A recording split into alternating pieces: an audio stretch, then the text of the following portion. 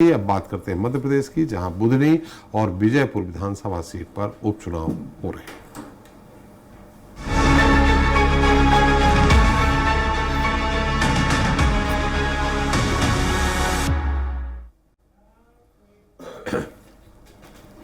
तो मध्य प्रदेश की 2 विधानसभा सीटों बुधनी और विजयपुर उपचुनाव के लिए चुनाव प्रचार के शोर में विराम लग गया है। अब डोर टू डोर ही कैंपेन होगी। मतदान परसों यानी 13 नवंबर को होगा और परिणाम 23 नवंबर को जारी किए जाएंगे। हालांकि बुधनी विधानसभा में माना जा रहा है कि यह सीट भाजपा की ही झोली में जाएगी। वह सिर्फ जीत और हार के अंतर के लिए जद्दोजहद कर रही। उधर विजयपुर सीट में अवश्य कांटे की टक्कर देखी जा रही, क्योंकि वहां के भाजपा कार्यकर्ता पुराने और नए चेहरे के अंतर्द्वंद में उलझ कर रह गए। हालांकि उपचुनाव के परिणाम आमतौर पर सत्ताधारी दल के पक्ष में ही जाते हैं, लेकिन कई ऐसे भी परिणाम आए हैं जो चौंकाने वाले रहे। इन दोनों सीटों में क्या होगा क्या नहीं, यह तो समय बताएगा, मगर इस पर हम चर्चा करेंगे, लेकिन ये रिपोर्ट देखने के बाद। बुधनी में उपचुनाव की जंग, जनता है किसके संग। जी हां, मध्य प्रदेश की बुधनी और विजयपुर विधानसभा सीट में होने जा रहा उपचुनाव अपने निर्णायक दौर में पहुंच चुका है। यही वजह है कि चुनाव प्रचार के आखिरी दिन सभी दलों ने अपनी पूरी ताकत झोंक दी है। जहां बीजेपी बुधनी सीट पर जीत हासिल करके अपना किला बचाए रखने की कवायद में जुटी है, तो दूसरी तरफ कांग्रेस अपनी परंपरागत विजयपुर सीट पर कब्जा जमाने के लिए पूरा दमखम लगा रही है। विजयपुर में बीजेपी प्रत्याशी और मौजूदा सरकार में मंत्री रामनिवास रावत और कांग्रेस के मुकेश मल्होत्रा के बीच सीधा मुकाबला है, तो दूसरी तरफ केंद्रीय कृषि मंत्री शिवराज सिंह चौहान के प्रभाव वाली बुधनी में बीजेपी के रमाकांत भार्गव और राजकुमार के बीच टक्कर है। हालांकि कांग्रेस के तमाम बड़े नेता विजयपुर विधानसभा सीट पर फोकस कर रहे हैं। हालांकि विजयपुर विधानसभा सीट के उपचुनाव में भले ही बीजेपी विकास और कांग्रेस गद्दार के मुद्दे पर चुनाव लड़ रही है, मगर जातिगत समीकरण चुनाव पर हावी है। यही वजह है कि दोनों पार्टियों ने भी अब जातिगत समीकरणों को साधने पर फोकस बढ़ा दिया है। मुख्यमंत्री मोहन यादव ने ग्वालियर में कराहल में सर्व समाज की बैठक कर बीजेपी के लिए वोट करने की अपील की। कांग्रेस की तरफ से पीसीसी चीफ जीतू पटवारी लगातार विजयपुर में ताकत झोंक रहे हैं। नेता प्रतिपक्ष उमंग सिंघार भी विजयपुर विधानसभा सीट जीतने के लिए कई गांवों का दौरा कर चुके हैं। वहीं विजयपुर विधानसभा में कांग्रेस प्रत्याशी मुकेश मल्होत्रा के समर्थन में आदिवासी और कुशवाहा समाज के लोग लामबंद दिखाई दे रहे हैं। बीजेपी ने पिछली बार के उम्मीदवार सीताराम आदिवासी को सहरिया प्राधिकरण का उपाध्यक्ष बनाकर इन्हें साधने की कोशिश की है। इस बार बीएसपी की तरफ से कोई उम्मीदवार मैदान में नहीं है। इससे जाटव समुदाय का वोट निर्णायक हो गया है। भारतीय जनता पार्टी जनता की सेवा में 365 दिन 24 घंटे काम करती है। इसलिए ये दोनों जो उपचुनाव हैं, विकास पर और गरीब कल्याण पर जनता की मोहर इन चुनावों में लगेगी।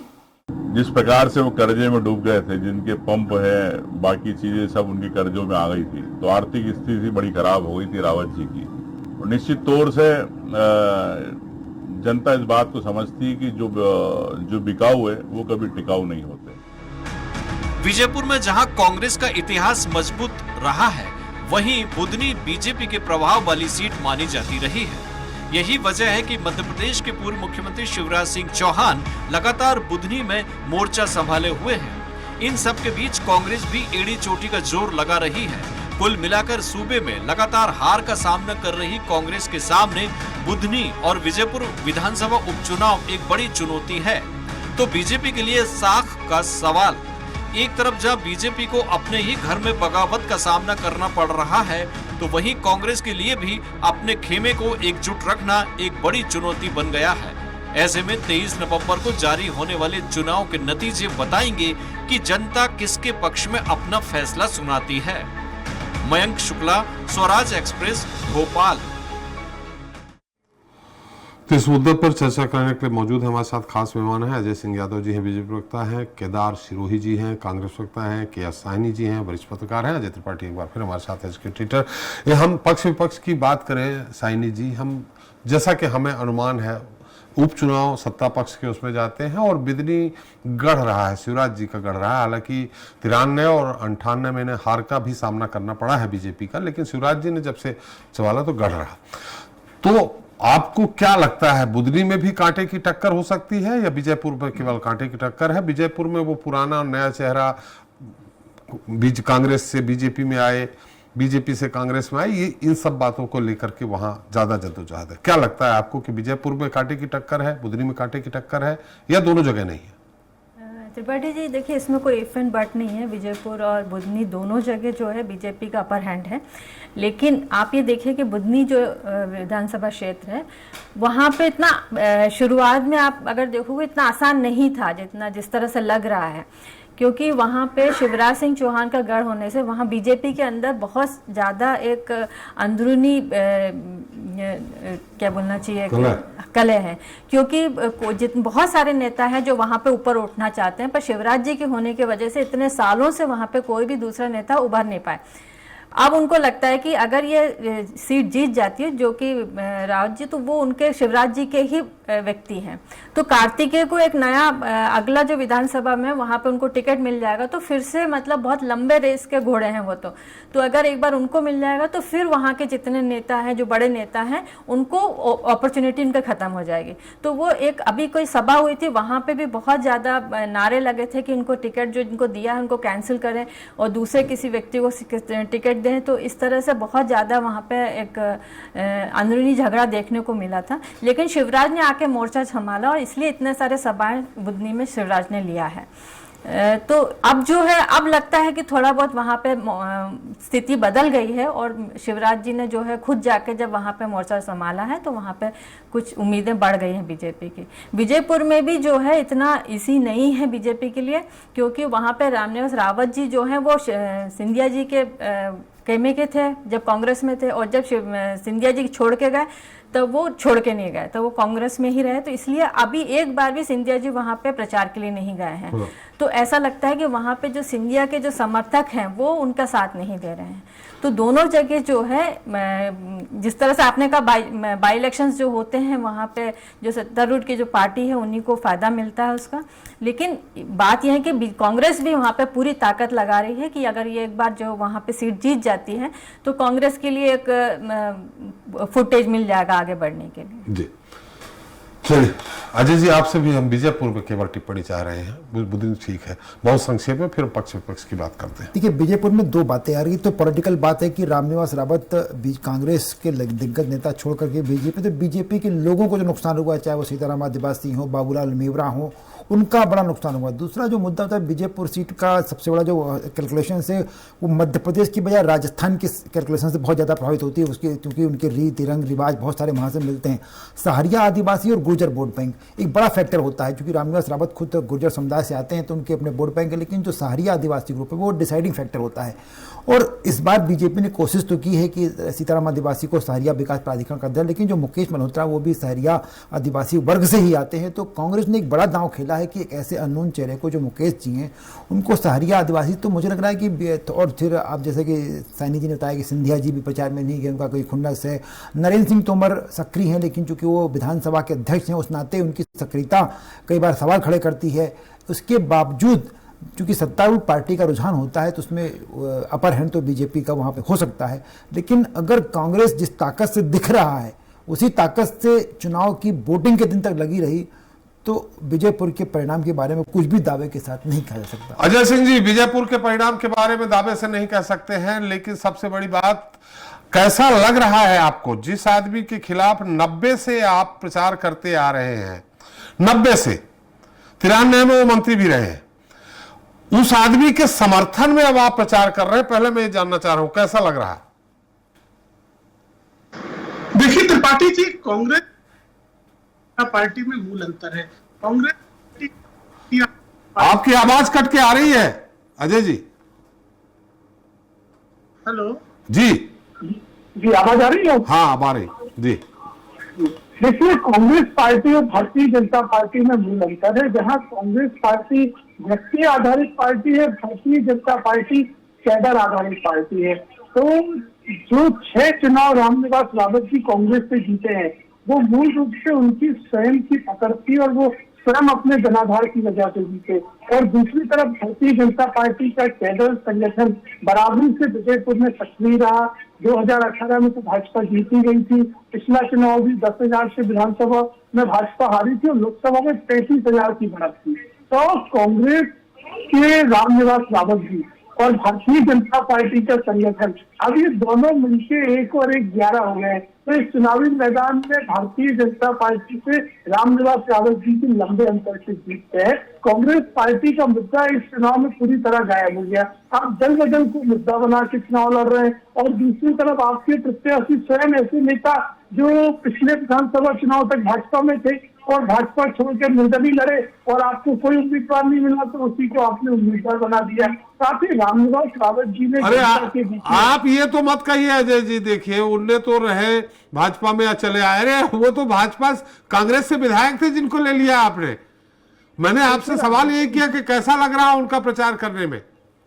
देखिए त्रिपाठी जी, भारतीय जनता पार्टी में जो शामिल हुए रामनिवास रावत जी, तो उन्होंने जनता के बीच में अपना मत रखा। वरिष्ठ नेता कांग्रेस के उनसे छोटे कद के नेताओं को प्रदेश अध्यक्ष, नेता प्रतिपक्ष बना दिया गया।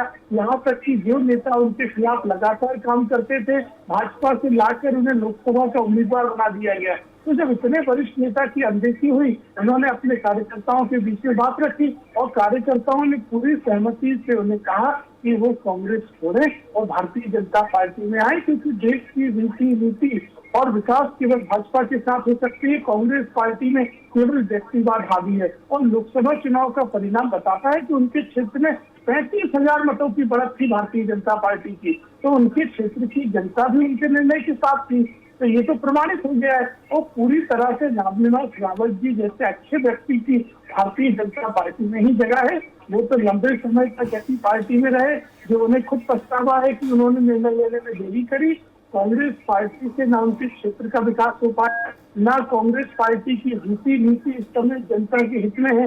इसीलिए कार्यकर्ता भी पूरी तरह संतुष्ट हैं और रामनिवास जी वरिष्ठ नेता हैं। उनके आने से भारतीय जनता पार्टी न केवल विजयपुर में, पूरे मध्य प्रदेश में मजबूत हुई है। इसलिए विजयपुर में रामनिवास रावत जी की जीत निश्चित है। चलिए केदार जी, बहुत सारी बातें कही हैं अजय जी ने, निश्चित तौर पे आप उत्तर देंगे, लेकिन हम आपसे पूछना चाह रहे हैं पहली बार कि आपको विजयपुर सीट पक्की लग रही है जीत रहे कि बुधनी सीट लग रही है? ये ज्यादा अंतर से आपका प्रत्याशी कहां से जीतेगा? और दोनों जगह अच्छी जीत हो रही है जी, और ये जनता समझ चुकी है। देखिए जो हमारे माननीय प्रदेश अध्यक्ष जी हैं, उन्होंने स्पष्ट कहा है, सब जगह कहा है कि ये 2 सीट जीतने से हम लोग भाजपा की सरकार नहीं गिर जाएगी जी, कांग्रेस की सरकार नहीं आ जाएगी। बहुत स्पष्ट मतदाताओं के बीच में ये बातें रखी है। और उन्होंने ये कहा है कि जिस तरीके से निरंकुश सरकार है, उस सरकार पे अंकुश अगर लगाना है, जन कल्याण को सही तरीके से कराना है, जो भारतीय जनता पार्टी ने वादे किए वो पूरे वादे जमीन पे उतराना है, तो यहाँ 2 जगह कांग्रेस को, विपक्ष को मजबूत करना होगा। और इस बात पर आम जनता की सहमति बनती हुई नजर आ रही है। आज जो हम लोग चर्चा कर रहे हैं उस चर्चा में भी है। अमूमन जैसे आपने आपके ओपनिंग स्टेटमेंट में कहा था, जहां जिसकी सत्ता होती है वो ज्यादा चुनाव जीतती है। सत्ता है, डबल इंजन की सरकार है, तमाम तरह के हथकंडे, उसके बाद भी हम लोग यहाँ बड़ी क्लोज फाइट में चल रहे हैं। ऐसा कोई नहीं कह सकता है कि हम कहीं हार रहे हैं, मतलब हम बहुत मजबूती से चुनाव लड़ रहे हैं। अभी अजय जी ने बड़ी अच्छी बातें कही, बड़े जोरदार प्रवक्ता हैं। केदार जी, मैंने पूछा कि ज्यादा अंतर से कहां जीत रहे हैं? हम मान लेते हैं आपको कि आप बुधनी भी जीत रहे हैं, विजयपुर भी जीत रहे हैं, ज्यादा लीड कहां ले रहे हैं? ज्यादा लीड विजयपुर से आ रही है जी, विजयपुर से ज्यादा लीड आ रही है जी। उसके कई फैक्टर है। अभी अजय साहब ने कई चीजें कही है।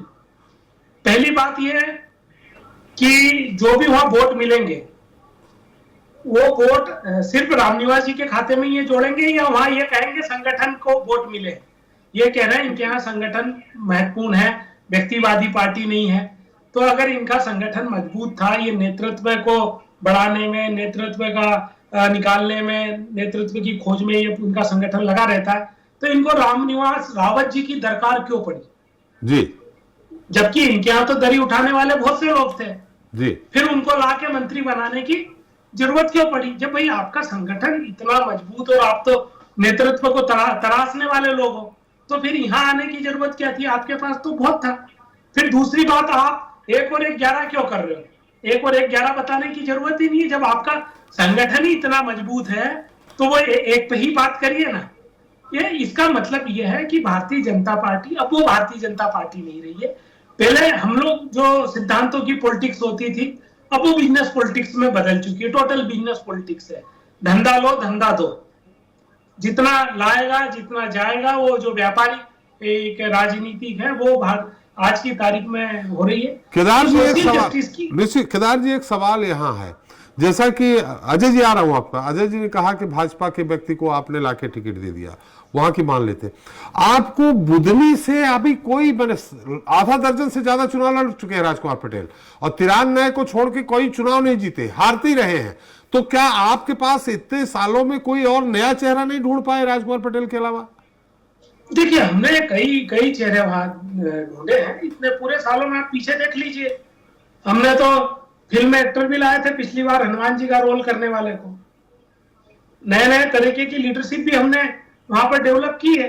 अभी उस क्षेत्र में राजकुमार जी का ठीक लग रहा था। सारे सर्वे में राजकुमार जी का पलड़ा बहुत मजबूत और जनता की डिमांड थी वहां। जो इस बार जीतू पटवारी जी खुद स्वयं गए बूथ बूथ पे, छोटी छोटी बैठक मंडल सेक्टर की और वहां से जो नाम लिखकर के आया वो राजकुमार जी का। और देखिए उस परिणाम आपको भी उस क्षेत्र के दिख रहे हैं। राजकुमार जी के साथ आज जनसैलाब जिस तरीके से खड़ा है, लोगों की भावनाएं जुड़ी हुई है कि भाई अब उनका चुनाव है, बहुत महत्वपूर्ण चुनाव, बहुत लंबे समय के बाद अब ये कोई शिवराज जी का चुनाव तो है नहीं, भार्गव जी का चुनाव है। तो तमाम चीजों के फैक्टर वहां पर चल रहे हैं और राजकुमार जी का जो चयन है वो बहुत ही अच्छा और मजबूत चयन है। उसी के कारण भारतीय जनता पार्टी को पसीना आ रहा है। मतलब आप किरार वोटों पे डिपेंडेंट है। जी अजय जी काफी देर से कुछ कहना चाह रहे हैं। देखिए, केदार जी ने जो बात कही कि अगर भाजपा इतनी मजबूत है तो रामविलास जी को क्यों लिया। मध्य प्रदेश विधानसभा का संख्या बल सबको पता है, 163 सीटें भारतीय जनता पार्टी की आई थी, तो संख्या बल से आवश्यकता का तो कहीं कोई सवाल नहीं उठता है।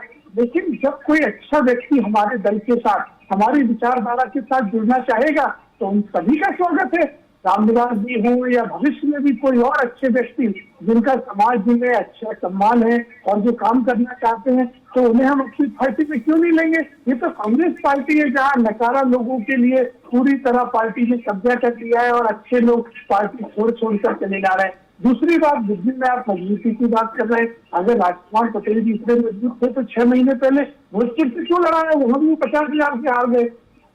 तो ये तो प्रमाणित दिखता है कि आपके पास उम्मीदवार नहीं थे, केवल खाना पूर्ति के लिए चुनाव लड़ रहे हैं। मेरा तो केदार जी से और कांग्रेस के सभी नेताओं से अनुरोध है कि 23 नवंबर के बाद चुनाव परिणामों को स्वीकार करना और उस दिन निर्वाचन आयोग, प्रशासन और निर्वाचन कर्मियों के ऊपर ठीकरा मत छोड़ना। लोकतंत्र की खूबसूरती, आप चुनाव लड़िए, परिणामों को भी पूरे। अजय जी, सिंधिया जी बहुत व्यस्त हैं क्या? सिंधिया जी नहीं जा पाए, बड़ा थोड़ा सा दुख है इस बात को लेके विजयपुर प्रचार करने। देखिए, भारतीय जनता पार्टी में जो भी कार्यक्रम होते हैं वो संगठन द्वारा तय किए जाते हैं, क्योंकि साथ में झारखंड, महाराष्ट्र के भी चुनाव चल रहे हैं। ऐसे में सिंधिया जी बड़े नेता हैं। सिंधिया जी आप जानते हैं चंबल ग्वालियर में सिंधिया जी का प्रभाव है, एक अच्छा खासा प्रभाव है। 18 में कांग्रेस सरकार बनी थी तो बहुत कुछ श्रेय उन्हीं को जाता। ऐसी स्थिति में विजयपुर जब आपकी साख का सवाल है तो सिंधिया जी से एक भी सभा क्यों नहीं करवाई? देखिए, मैंने आपसे कहा सिंधिया जी केवल ग्वालियर चंबल के नेता नहीं है, वो देश के बहुत बड़े नेता हैं। झारखंड, महाराष्ट्र में भी चुनाव चल रहा है, वहां भी उनकी आवश्यकता है। अगर कार्यक्रम बन जाता तो यहाँ पे आते। कोई ऐसी स्थिति नहीं है कि ना आने या आने वाली। भारतीय जनता पार्टी में तो संगठन जिसको निर्देश देता है वो मैदान पर तैनात होता है। और आप देखेंगे कि विजयपुर में हमारे कार्यकर्ताओं की मेहनत और साथ में रामविलास जी की लोकप्रियता के साथ हम बड़े अंतर से जीतेंगे। और बुधनी में शिवराज सिंह चौहान जी की लोकप्रियता और भारतीय जनता पार्टी का कैडर 1.5 लाख मतों का जो अंतर लोकसभा में था उससे भी ज्यादा अंतर लेके आएंगे। उसे विजयपुर कांग्रेस की परंपरा का सीट है अजय जी। 14 में से 7 चुनाव कांग्रेस से जीती, 3 बीजेपी जीती है बस। देखिए, मैंने आपसे स्पष्ट तौर पर कहा त्रिपाठी जी, कांग्रेस की कोई परंपरागत सीट नहीं होती। ये नेता आधारित पार्टी है, नेता पार्टी छोड़ देता है, उसी सीट में पार्टी की जमानत जब्त हो जाती है। मैं तो कई उदाहरण बता दूंगा कि अगर कोई नेता पार्टी से बाहर गया, वहाँ पार्टी का संगठन खत्म। इसलिए जो जीत थी वो रामनिवास जीती थी। 1990 से लेकर 2023 तक 8 चुनाव रामनिवास जी लड़े, जिसमें से 6 वो जीते और 4 चुनाव वो हवा के खिलाफ जाके जीते। ये लोकप्रियता दिखाता है। तो ऐसे लोकप्रिय नेता को आप अपनी पार्टी में रोक नहीं पाए और आज इस तरह की बातें कर रहे हैं, इसी नेता के ऊपर सवाल उठा रहे हैं, तो ये तो आपकी राजनीतिक गिरावट दिखती है। अजय जी, डबरा में इमरती देवी जी भी हवा के खिलाफ चुनाव जीतती रही हैं और हवा रहते हुए भी हार गई हैं। देखिए, इमरती देवी जी भी अच्छी बड़ी नेता है, मध्य प्रदेश में कांग्रेस से भी जीती, भाजपा की भी वरिष्ठ नेता है, संगठन द्वारा उन्हें दायित्व दिया जा रहा है। इसी कारणवश उनके क्षेत्र में परिणाम नहीं आ पाए अनुकूल। इसका मतलब ये नहीं है कि भारतीय जनता पार्टी संगठन या अन्य नेताओं की लोकप्रियता कम हो गई है। आप देखिएगा 23 नवंबर को विजयपुर बड़े अंतर से जीते, वो विकास की जो इबारत हमने रखी है, 1000 करोड़ की सिंचाई सौगातें और सारी योजनाएं हमने विजयपुर को दी है, वही हमारा एजेंडा है, उसी के आधार पर हम चुनाव लड़ रहे हैं, निश्चित जीतेंगे। चलिए केदार जी। देखिए, अजय जी ने बड़ी अच्छी बातें कही है। उन्होंने योग्यता का मतलब, मैं तो बधाई दूंगा कि आप इस तरह की योग्यता और खोजते रहे मध्य प्रदेश में। हम यही कहते हैं कि भारतीय जनता पार्टी के पास योग्यता नहीं है, इनके पास सुशासन नहीं है, विजन नहीं है, ये सिर्फ कागजों में, हवा में और भाषणों में बोलते हैं। तो चलो कुछ थोड़ा बहुत जनता का भला होगा। अब मैं इनसे एक सवाल पूछता हूँ, ये गोपाल भार्गव जी में कोई योग्यता है या नहीं है? भूपेंद्र सिंह जी में योग्यता है या नहीं है? वो अजय बिश्नोई जी में योग्यता है या नहीं है? इंदौर में मालिनी गौड़ जी हैं, उनमें योग्यता है या नहीं है? वो रमेश मेंदोला जी हैं, उनमें योग्यता है या नहीं है? ऐसे इनके पास जो लोग हैं, ये लेकिन केदार जी, अगर योग्यता की बात करते तो योग्य लोगों को मंत्री बनाते तो आपकी सरकार 18 में नहीं गिरती। नहीं, हमारे यहाँ योग्य सरकार गिरने का तो कारण सिंधिया जी थे। सिंधिया जी के अपने खुद के मामले थे। उस समय देखिए ना, कितने किस आदमी को, हमारे यहाँ फॉरेन में पढ़े हुए मिनिस्टर थे 4-5 तो, जो विदेश में पढ़ के आए, वेरी यंग डायनामिक थे जी। उनका वर्किंग स्टाइल आप देख लीजिए। वही यंग डायनामिक के चक्कर में तो बिसाहू लाल हो चाहे आपके कसाना हो, सब भाग गए। अभी यूं तो सुरेश पचौरी जी भी गए ना जी, आज दिखे थे मुझे स्टेज पे पीछे, वो एक छोटी सी माला पहने हुए, और वो भी एक चलते हुए कार्यकर्ता ने ले जाते हुए डाल दी थी चलते चलते में, कि भैया जी ये लीजिए। तो योग्यता कभी ऐसी भी जाती है। देखिए, आपको सरकार चलानी है, आपको नया लीडरशिप लाना है, आपको सारे चीजों का अनुभव एक जगह डालना है सारा, तो उसके लिए सबसे बेस्ट हम लोगों ने चुना था और बाकी लोगों को मौका अलग अलग जगह देने का था। अभी जो वहां गए हुए हैं, अब वो बिसाहू लाल साहू जी किधर है आजकल, है क्या कहीं? जी, बिसाहू लाल जी विधायक है नहीं, और कुछ है क्या? सब सर नहीं, और क्या चाहिए? क्या हर बार मंत्री वही बनेंगे क्या? अरे मुख्यमंत्री बन जाना था उनको तो जी, जो उम्र और इतना जीते कर रहे तो नहीं भाई, वो लड़ाई तो वही थी ना, विधायक तो उधर भी थे। नहीं तो ऐसे तो गोपाल भार्गव जी भी नहीं बने, भूपेंद्र सिंह भी नहीं, तो बिसाहू लाल नहीं बने, तो क्या दिक्कत है? तो वही तो बात मैं कह रहा हूँ कि हर सरकार में अलग अलग है। आप हमारी सरकार के समय का जो कह रहे हैं, अब वही बिसाहू लाल जी से पूछ, सुरेश पचौरी जी से पूछ लीजिए सर, हमारे यहाँ कितनी इज्जत थी, डंका बजता था, पचौरी साहब आए, पचौरी साहब आए। अजी आजकल आप बहुत दीपक जोशी जी को बड़े इज्जत से ले गए थे, छोड़ गए, आ गए वापस। अजी अब वो तो दीपक जोशी जी माहिर आदमी थे, हमने तो उनको जगह दी थी, उनकी दुख तकलीफ को समझ के कि भाई उनके साथ भारतीय जनता पार्टी नाइंसाफी कर रही है, अब जाके वापस। अभी एक और सवाल आया साहब, एक छोटा सा और समय लूंगा। अभी अजय जी ने 2-3 अच्छी बातें कही, बड़ी स्मार्ट बातें कही है। एक कहा कि बुधनी में शिवराज जी की लोकप्रियता, इसलिए शिवराज जी से हम प्रचार करा रहे हैं। दूसरी जगह मोहन यादव जी की लोकप्रियता है, और तीसरी जगह जब सिंधिया जी की बात आई तो उसको स्किप कर गए। वो मैं उनका भी देख रहा था कि शेड्यूल कहीं दिखा नहीं, कोई ज्यादा उनके प्रचार विचार है नहीं, उनके खुद के घर में उनसे प्रचार नहीं कराया गया।